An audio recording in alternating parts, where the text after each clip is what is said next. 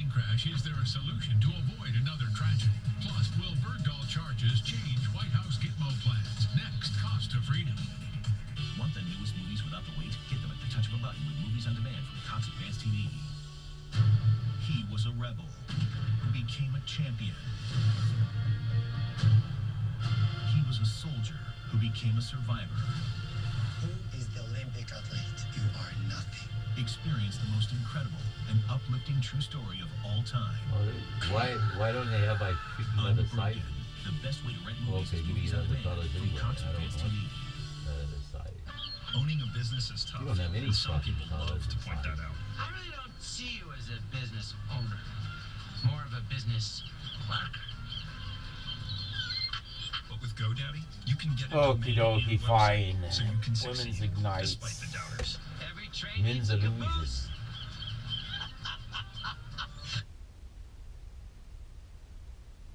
Micro G. I think I already got Micro G's.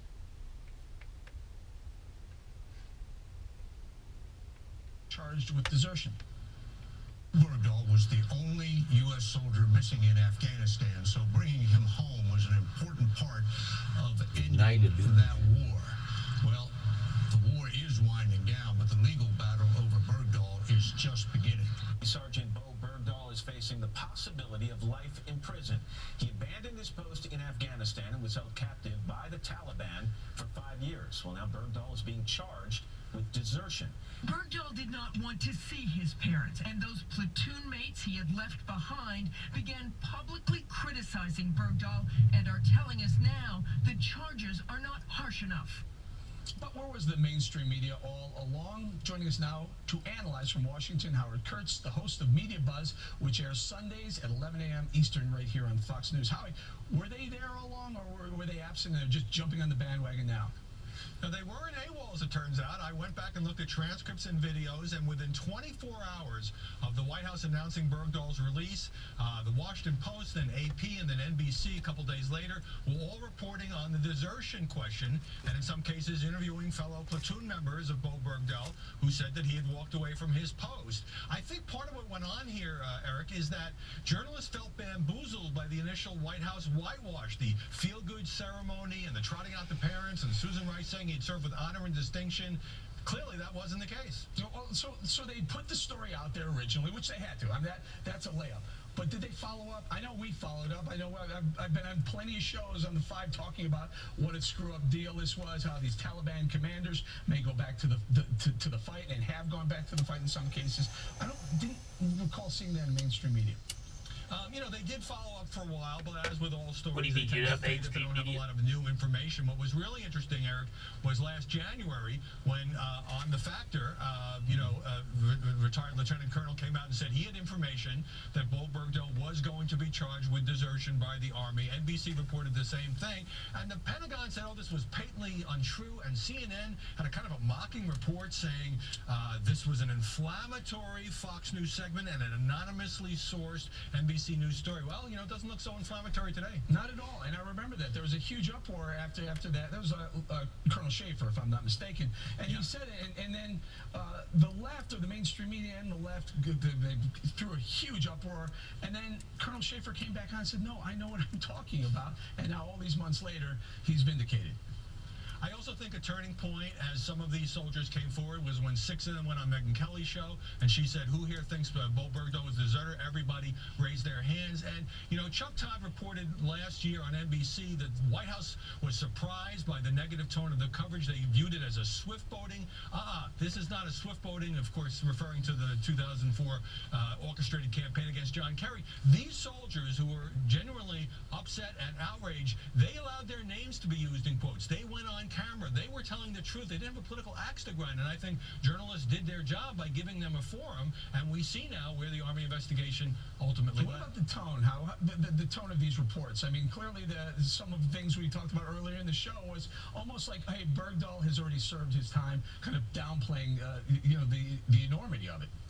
Well, I don't think the media were as aggressive as they might have been in looking at the initial controversy, which was about the swap for the 5 Taliban commanders at Gitmo. And certainly there has been some sympathy for Bergdahl because he was held for 5 years. His lawyer says he was beaten. He was chained to a bed. So there is some talk about what kind of long prison term he's going to get. But on the basic question of whether the media didn't buy the White House spin and got out there and talked to people who were there about what Bo Bergdahl did, I'd have to say the media showed up for duty. Got to leave it right there, Howie. Thank you very much. When we come right back, Mitt Romney takes self-reflection to a whole new level with Jimmy Fallon on The Tonight Show. Don't miss it. That's pretty, but I can't. Okay, I gotta get price $200 above. Experience the unbelievable true story of an American hero. Who is the Olympic athlete? It's inspirational and epic. Unbroken. Only on Blu-ray now. Are you getting the most out of your water? I've been using Brita for years. It has a 2-stage filter. My Zero Water has a patented 5-stage filter. This meter proves that Brita removes over half the dissolved solids. Zero Water removes virtually all dissolved solids for an all-zero rating. And the purest tasting water. Get more out of your water. Get Zero. Now available in a personal tumbler. Steinmart's having its biggest dress event ever. Save on hundreds of brand name dresses in every style, shape, and color, starting at just $29.98. Plus, earn a $10 bonus store-wide. Don't miss Steinmart's biggest dress event ever, now through Sunday. Nobody told us to expect it. Intercourse that's painful due to menopausal changes.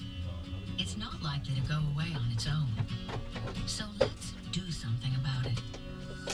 Premarin Vaginal Cream can help. It provides estrogens to help rebuild vaginal tissue and make intercourse more comfortable.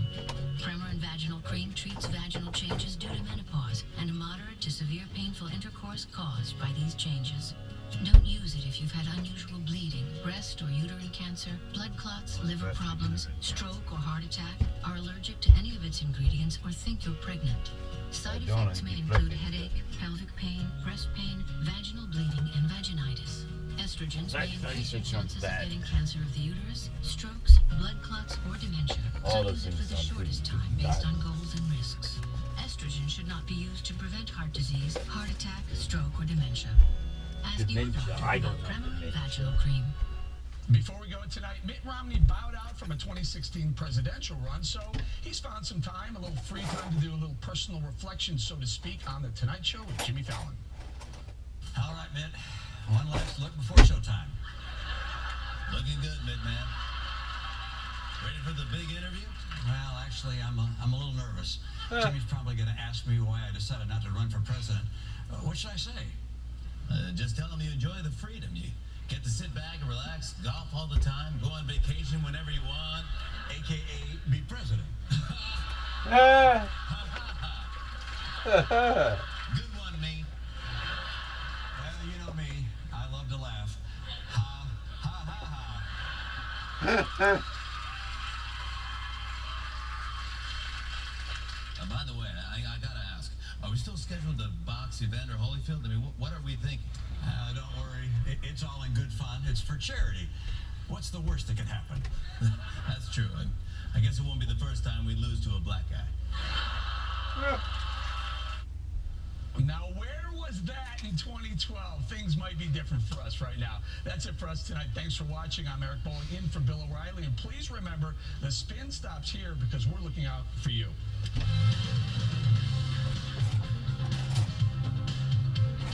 You guys are so fun now. After watching these CNN guys for years, nothing wrong with them, but Breaking tonight, investigators seen leaving the former home it's of a nice to like clip wings. with bags of evidence after he is accused of doing the unthinkable, deliberately flying a jet filled with passengers It's totally on the side of a unthinkable. mountain, killing I don't freaking believe 149 it. You're innocent like men, crazy. women, This freaking and world, you're children. like crazy. Welcome to the Kelly File, everyone. I'm Megan Kelly. It was just 24 hours ago we first brought you reports that one of the pilots aboard Germanwings Flight 9525 had been locked out of the cockpit before the plane went down. In the hours since, the news has only gotten more heartbreaking and more disturbing. Okay, I'm going to put my music back on in a minute, but this is heartbreaking chilling evidence taken from the black box suggests and is she hot? Andreas Lubitsch But they always hide the hot ones. intentionally downed this plane. Not always. And those Some on of them board are. But this knew hot in the mind. what was about to happen to them. You have to be hot in the mind to get up there. Tuesday's flight from Spain to Germany appeared to be routine. But everything changes when the captain and the co-pilot start their mid-flight briefing. The co-pilot's responses go from courteous to curt.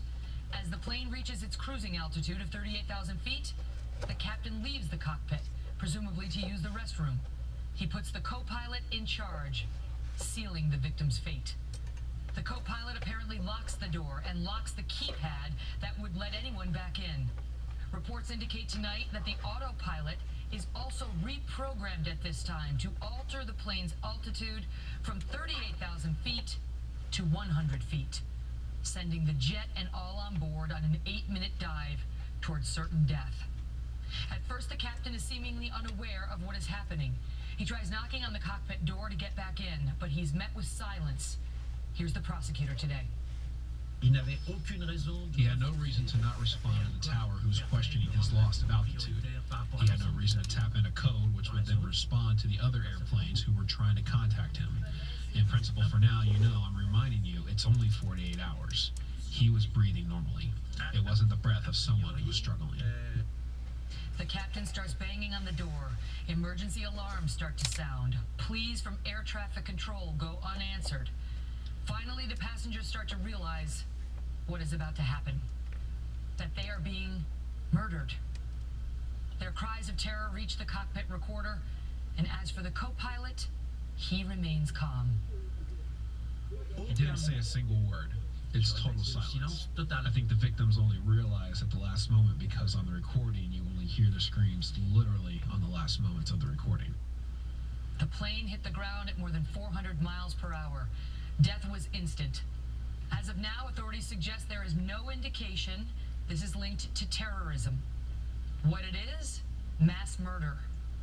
Tonight we will examine how this could happen and if it could happen here.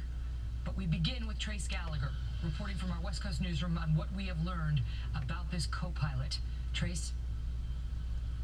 Megan, 27-year-old Andreas Lubitsch started training with Lufthansa, the parent company of Germanwings, in 2008. But in 2009, he pulled out of the program for 6 months. The German newspaper Der Spiegel reports that Lubitsch's friends say he took a break because he was burned out or depressed. The airline would only say that if it was a medical issue, they would not be entitled to that information, but it would be part of the investigation. Lufthansa also says that when Lubitsch rejoined the training program, he underwent a battery of psychological tests and passed them with flying colors. Here's the CEO. Listen. His performance was without any criticism, nothing at all. It was striking. In a company like ours, where we are so proud of our selection criteria, of our safety criteria, etc., this is even more of a shock.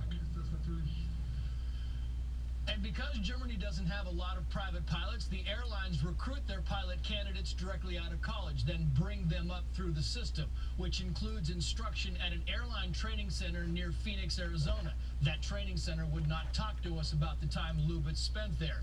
But before the crash, Lubitsch only